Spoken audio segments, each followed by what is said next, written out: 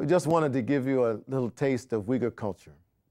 The Chinese government claims that the current Muslim population is about 20 million Muslims. About 9.6 million are Uyghurs living in Xinjiang.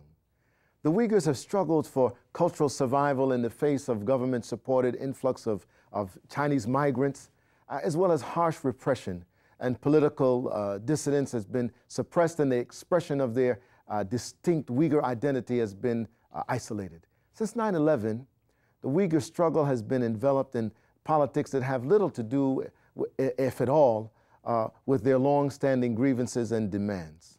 Heavy-handed state repression has created a dire human rights environment that has gone largely unnoticed. Sitting with me in the studio is Rabia Kadir and Alim Saitov.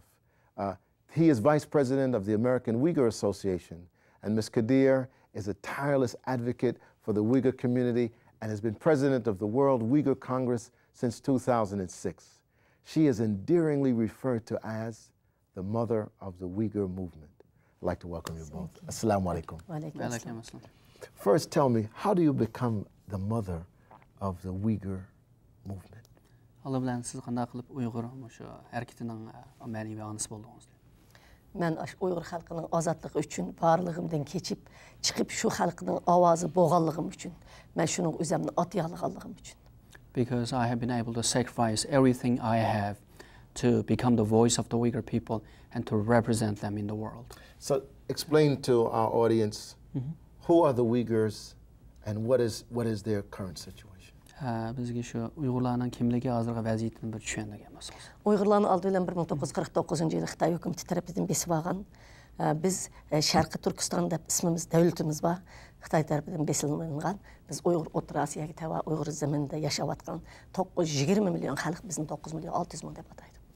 Yes, the Chinese government occupied East Turkestan in 1949, and the Uyghur people have always been independent and living there.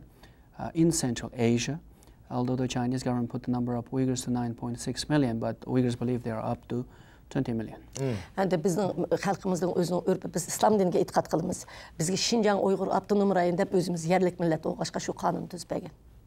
And the Uyghurs believe in Islam, and because the Uyghurs were the indigenous population, then the Chinese government gave what is now the Xinjiang Uyghur Autonomous Region. Lekin o'zining qonuniga hurmat qilmay, hozir Uyg'urlarni o'zimizning dinimizdan, o'zimizning madaniyatimizdan, o'zimizning tillarimizdan ayirib faoliyat qildi.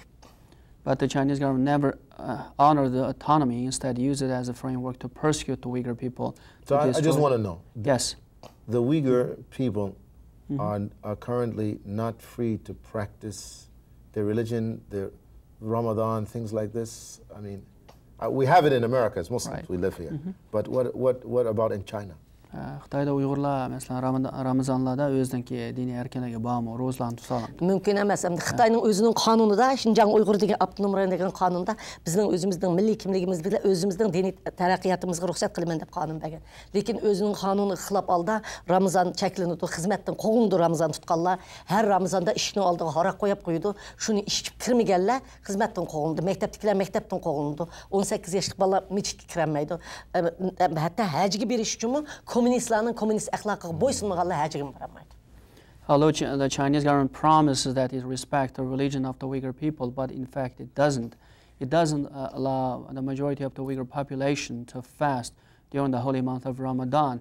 In fact, the Chinese government officials bring wines and alcohols to workplaces where Uyghurs have to drink. If they don't drink, then the government find that out that they are fasting.